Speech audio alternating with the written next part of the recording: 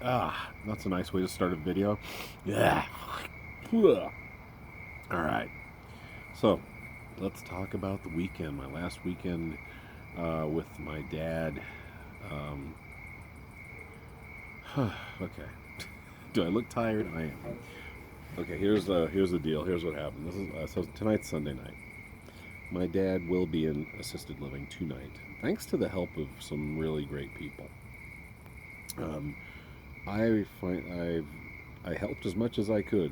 I've always said this about my father. I can only love him as much as he'll allow me to love him, and I can only help him as much as he'll allow me to help him. It's just it's the facts of the case, you know. So he has just not let me help him this entire summer to get where he needs to be in order to get us into assisted living. Today is August 29th.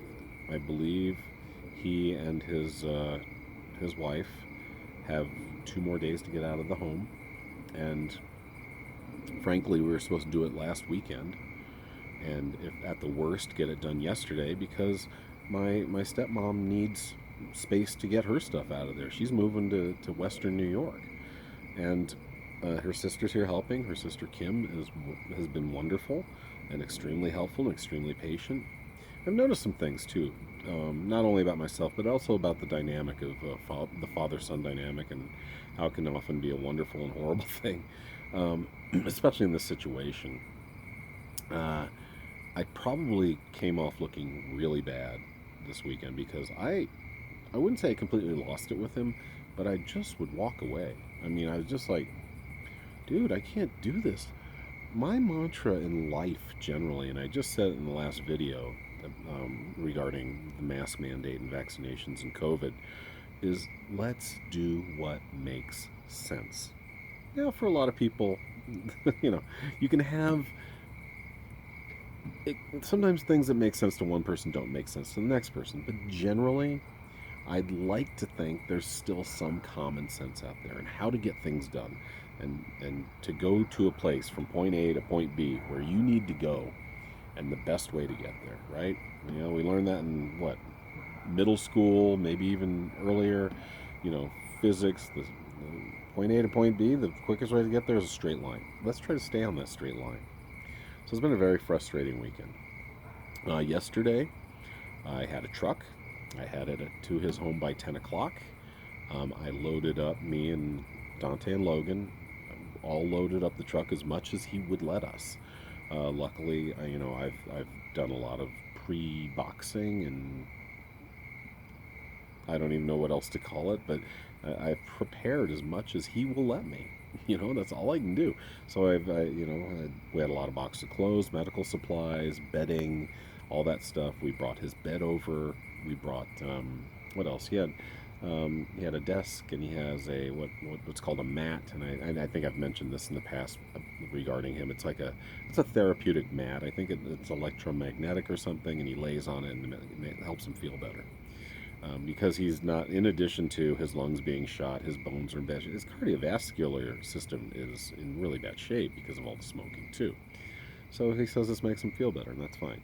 But this is a 300 square foot uh, studio apartment. It's very small, and a lot of that is taken up by the bathroom. So a lot of that, I don't want to call it wasted space, but it's assisted living, so it's big.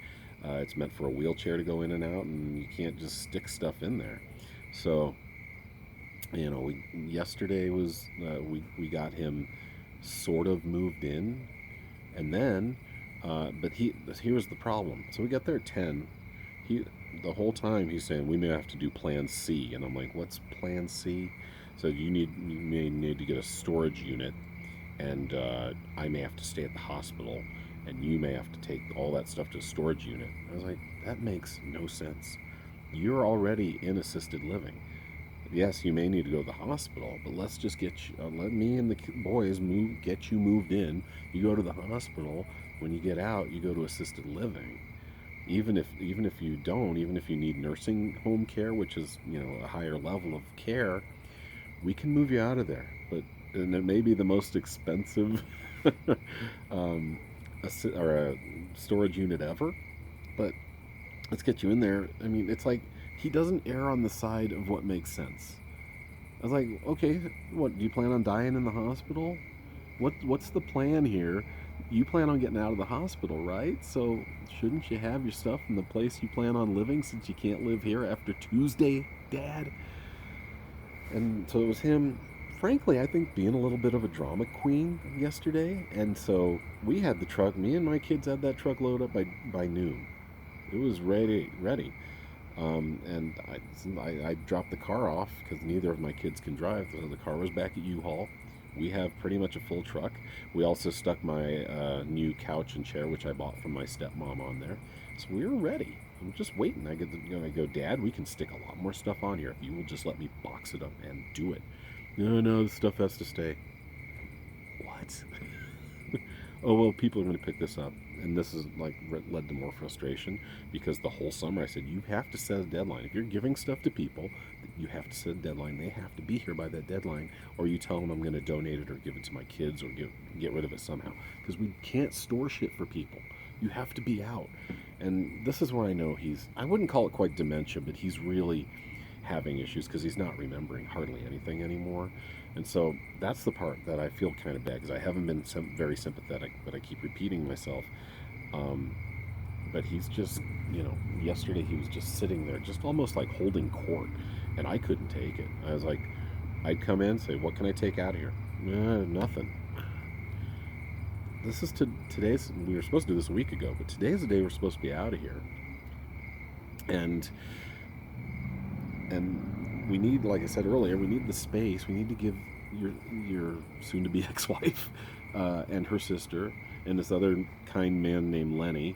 It's like his neighbor's brother. He's been helping. He's been getting something out of it. He's been getting a couple pieces of furniture, and I don't know if my dad's feeding him or paying him. I don't know what the deal is because once again, everything's hush hush.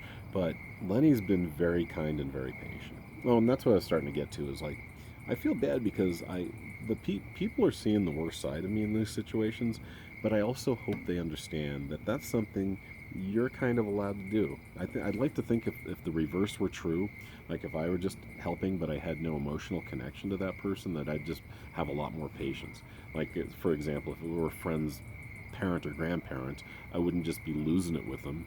I'd just be like, yeah, it is what it is, because they don't matter to me as much, and the relationship doesn't have all these caveats and intangibles and craziness. No one knows our background, right?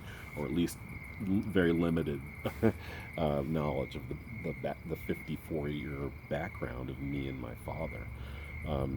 So yeah, yesterday was really hard. I finally just said, Dad, I'm taking this all down to Marycrest. We got it. We can't. I'm not. And then I lied to him too. He's like, well, you might need to take to a storage unit. I go, if that happens, I'll do it. If you go to the hospital, and I can't get this stuff into Marycrest, I will put it in the storage unit. I totally lied to him. And I said, oh yeah, I got a storage unit. We're good. No, I'm going to store it here. I'm going to store it at this house where everything's perfectly safe and fine. I got the room, and if I need to do that, I would have done that. But instead, we got to Marycrest. We got everything in there. It was all boxed up. And then he ended up going to the hospital. I said, Dad, your bed is set up. You can sleep at Marycrest, and if you really feel an emergency physically, they've got a pull chain literally at the top of his bed. He also has a pendant he can wear. So if there's an emergency, we can get him, the medical care need he needs pretty immediately. So no, instead he just slogged through the day. We didn't get anything done. Like I said, once I got the truck loaded, which I could have loaded much more, we took care of that. We had that done around 4 or 5 o'clock, and then I returned the vehicle, and I was pretty much done after that. I took Logan to work, and I went to see my friend Kelly Dietz, and I watched the beginning of Guardians of the Galaxy. I got to talk to Tom Sturgeon, who was awesome, and then I did comedy after that. That was my day Saturday. My father, meanwhile, went to the hospital, and after being very difficult, and that's the other thing he doesn't seem to understand. It's like, you're putting pressure on an already highly pressurized system, the hospital system, due to COVID and all this fallout because of people not wearing masks, not getting vaccinated. You're actually treating them like a motel right now, and they can't handle that. So that was Saturday. I will talk to you guys on the next one about today, Sunday. Thanks for listening. Thanks for watching. Thanks for being awesome. Bye.